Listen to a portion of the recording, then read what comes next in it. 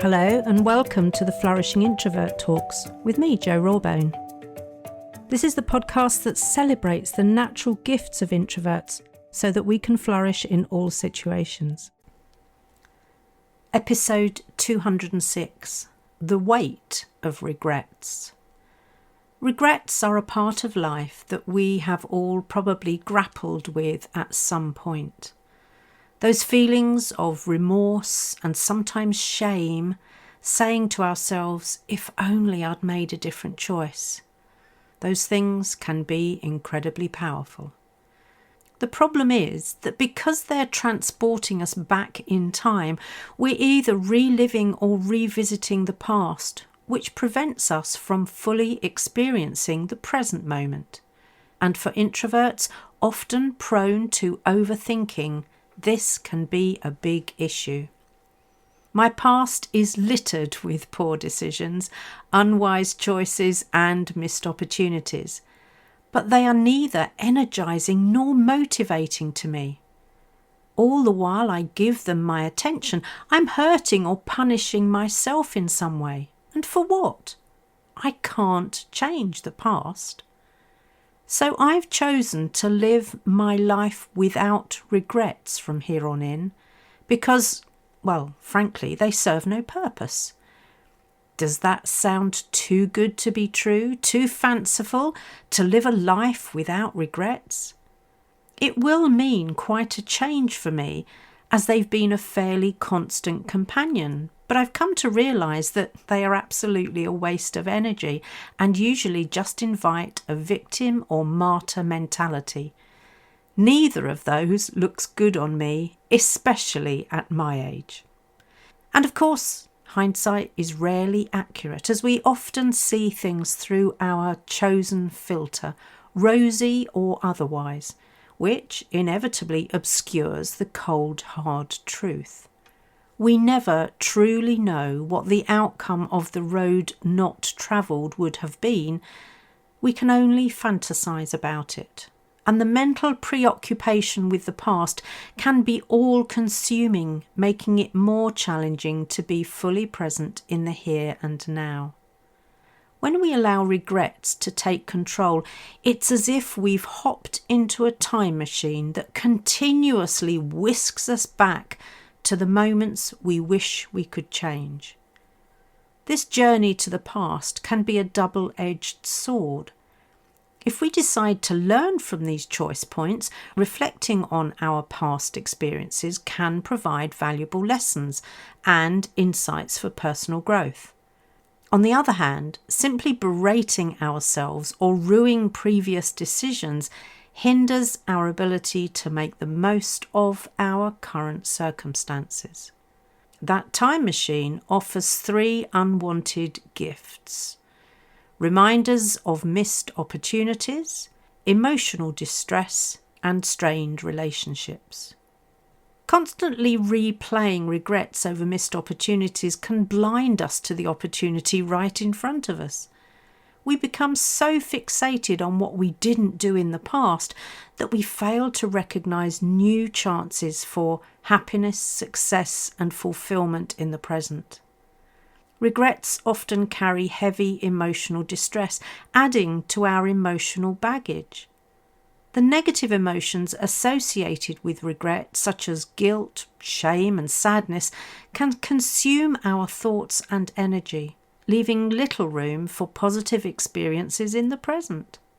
Finally, when we're trapped in the past, our relationships can suffer, and I know this as it's happened to me.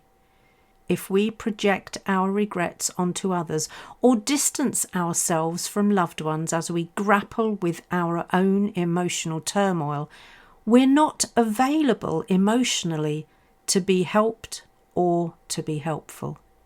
Living without regrets takes a degree of resilience, and in a recent webinar I delivered about finding wholesome resilience on World Introvert Day, I shared the 3 keys to resilience as told by expert and researcher Lucy Hone.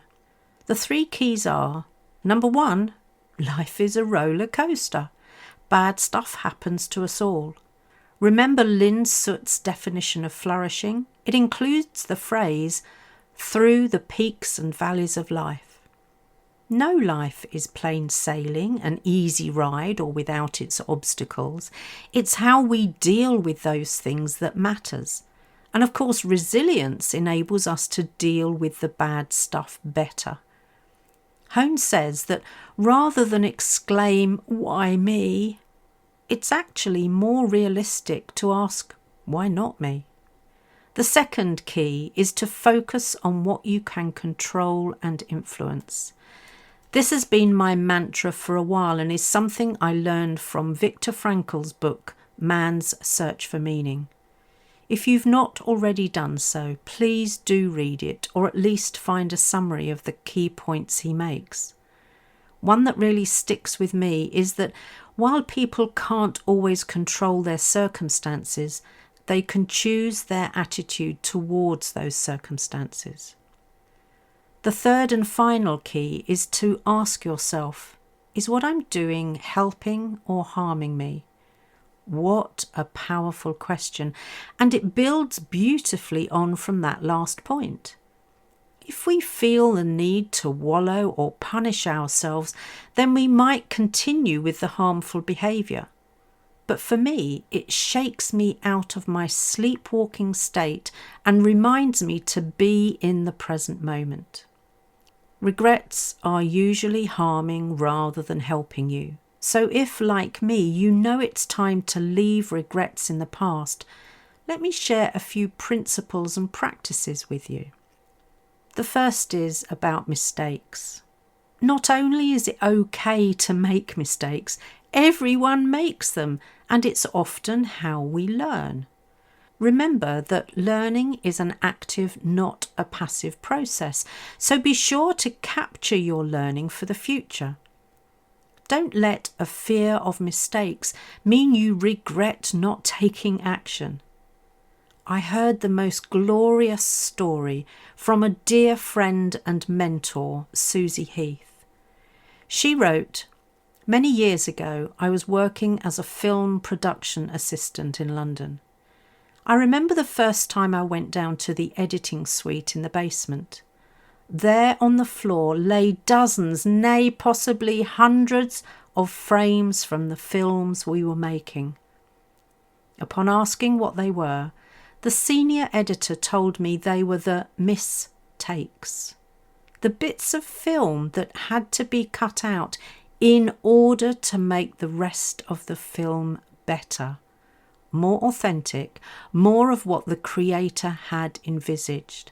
I simply love that metaphor of cutting things out in order to make things better. So, what would you leave on the cutting room floor?" The next principle is to learn to ride the roller coaster. You can either cling on terrified, in which case you'll increase tension in your body and feel the pain afterwards, or you could throw your arms in the air, laugh and enjoy the ride. Easier said than done, I know. If the roller coaster is out of control, go with it and see where it takes you. You can't steer or control a roller coaster, so stop trying. Save your effort and energy for something you can control. That's what Viktor Frankl taught us after all. The next principle is to live with gratitude and be thankful for what you have. I know I shared this only recently, but I do love Melody Beattie's phrase, "Gratitude turns what we have into enough and more." It turns denial into acceptance, chaos into order, confusion into clarity. It makes sense of our past, brings peace for today, and creates a vision for tomorrow. Now that sounds like a blueprint for living without regrets, if ever I heard one, because gratitude can shift your focus away from those past regrets and towards the abundance and joy that surrounds you. So intentionally shift focus to the gifts of the present. The next principle is to embrace change, for it is inevitable. Resisting change leaves the door open to regrets. So instead of holding on to what was in the past, embrace change as an opportunity for growth and new experiences.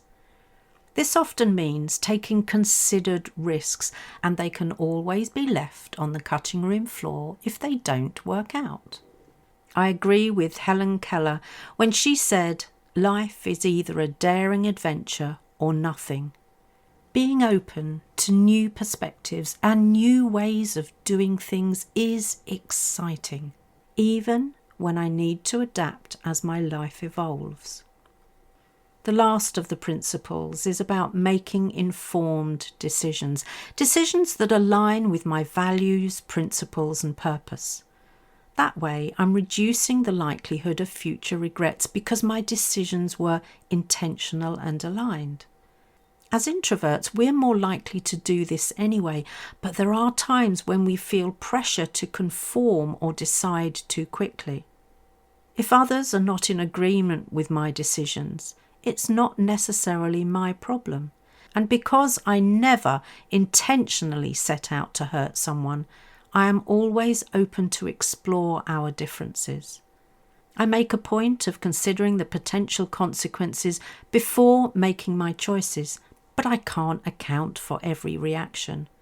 All I can ask of myself is that my intention is pure and kind, and that means I can rest easy in my bed. I'd love to know what you think of my principles and what you'd add. Finally, I can't do an episode about regrets without mentioning the book, The Top 5 Regrets of the Dying, written by palliative care nurse Bronnie Ware. It was one of those books I knew I had to read, especially given my advancing years. And I'm okay with ageing, so no pity, please. In case you haven't already read it, here are the 5 points. And I think we as introverts would do well to ponder this list and, of course, add our own. Regret number 1, I wish I had had the courage to live a life true to myself, not the life others expected of me. Oh. This reminds me that all those years of faking extroversion to fit in and get on really weren't worth it. So I'm pleased to be flourishing authentically now. Regret number 2, I wish I hadn't worked so hard. Oof, ooh. Dare I say, this still applies to me. And I love what I do, but does that make it okay? Regret number 3. I wish I had the courage to express my feelings. Yay! Learning to become more emotionally literate was a real turning point for me. And we know how important owning and expressing our feelings are for resilience, for assertiveness, and so much more. Regret number 4. I wish I had stayed in touch with my friends. I'm good with this one, although like many introverts, I'm not in touch with them all the time. The good friends I have greet me well even if I haven't spoken to them for weeks. I'll add another point here though, which is that it's okay to remove toxic friends from your friendship circle and therefore intentionally lose touch. Regret number 5.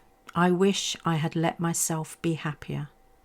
I've lost count of the number of people in the past who said, "Cheer up, it may never happen." It is fair to say that this often came from tradesmen calling out of the window of a white van, who didn't know me from Eve. Blooming cheek, I say. Has that ever happened to you? And it's weird because by disposition, I'm a happy, contented person, a glass half full kind of person. Clearly, my face says otherwise sometimes though.